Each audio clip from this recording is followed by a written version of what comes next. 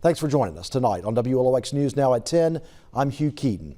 The life of Mississippi's oldest and longest serving death row inmate coming to a close tonight. WLOX has been following this story since Martyr was kidnapped and murdered in Harrison County in 1976. Continuing our team coverage tonight, Noah Noble and Will Polston have been at Parchman Penitentiary all day reporting on the conclusion of this 49-year-old case. We begin with Will Polston, who actually witnessed the execution happen. So, Will, what was it like in the room next to where this execution actually happened? Yeah, Hugh, I've been explaining it to Patrick and Noah, who are here with me, and it was a interesting yet eerie feeling at first. We were introduced into a room where it was a tight quarters and very dark, almost no lighting in the room other than the ambient light that came up whenever the curtains finally rose. That showed Richard Gerald Jordan lying there on the gurney, covered from the neck down in a white sheet, laying there just surrounded by 4 different officials inside of the execution room. A very eerie feeling whenever you first walk in. Definitely, for those who have not witnessed it like myself, it definitely gives you a little bit of an uneasy feeling whenever you first walk in.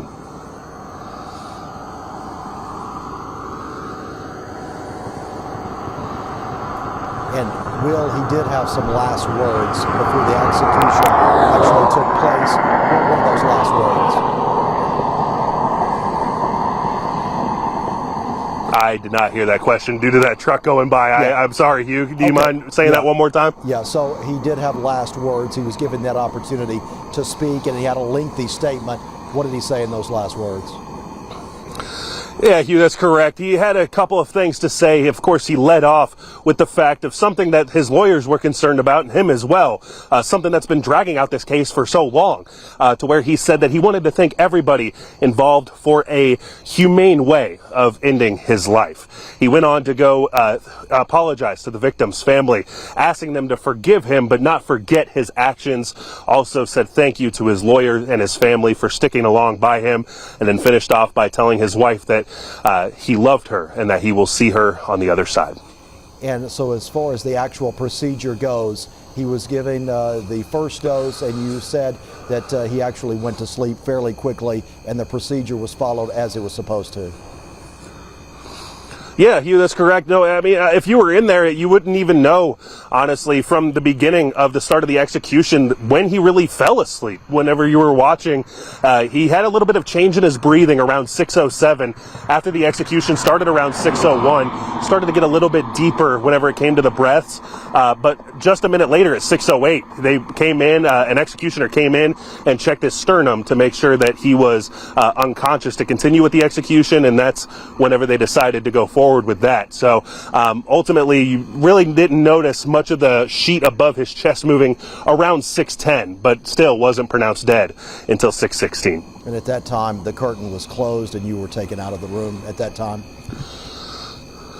That's correct. Yeah, absolutely. Whenever the medical examiner came there, put a stethoscope to his chest, pronounced dead at 6:16.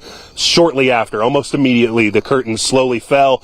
We sit there and allowed for the people in the next observation room to be released, and then we were released as well. And how many people were in the viewing room with you at that time? So in the viewing room with us, we had 7 different media representatives, 7 different media witnesses, and then we also had 3 different people in the front row that were seated in front of us, including Chrissy Noble, who is part of the Mississippi Office of Capital Post Conviction Counsel. His spiritual advisor was in there as well, and then seated in between them was his wife, Marcia. Will Polston reporting live tonight from outside of Parchman Penitentiary in the Mississippi Delta. Thank you for joining us. Noah Noble has also been following this story closely, breaking down the details of the case leading up to today. And let's send it out live to Noah there for more on how the family of the victim is dealing with this death. Yeah, Hugh, this was a day that the Martyr family has waited on for 49 years. You know, next month will mark exactly 49 years since Richard Gerald Jordan was convicted of capital murder for kidnapping Edwina Martyr from her home in Gulfport, driving her out to northern Harrison County, taking her out of his car, kneeling her down, and shooting her in the back of the head. That's how the prosecuting attorney, Joe Sam Owen, remembered and recanted the events of that day, January 12th, 1976. What followed was a ransom.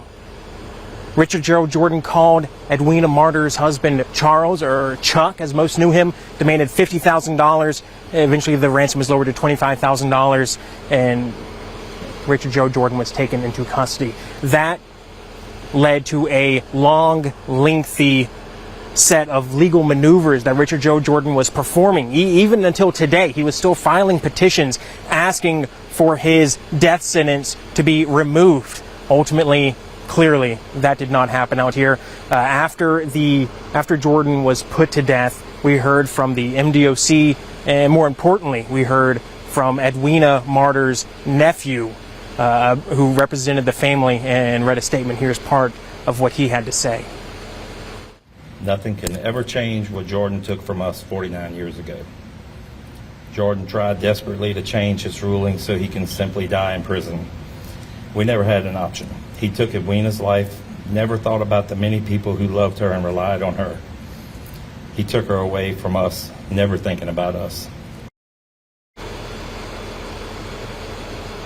Now, there was a group of about 5 people outside of Parchman who were protesting the death penalty. Their anti-death penalty. They did not want to see Richard Joe Jordan put to death. They wanted to see him live out his life inside the walls here at Parchman. And they had a vigil. And I want to point out here that the script they had for the vigil, the first line in that, and in fact the first paragraph of the vigil, was dedicated to Edwina Martyr. And I do want to kind of step aside for a second here and put aside the reporter Noah Noble and just talk to you as a person for a second. You know, these are not easy things to cover. I know we do a lot of reporting on this, but it's not easy, and it's not anything that we take lightly, being out here. I know, talking with Will after that execution, this is something that we feel for both sides of the families, both the Jordan family having to deal with this, and especially the Martyr family finally getting justice 49 years later. Live here at Parchman, I'm Noah Noble for WLOX News Now.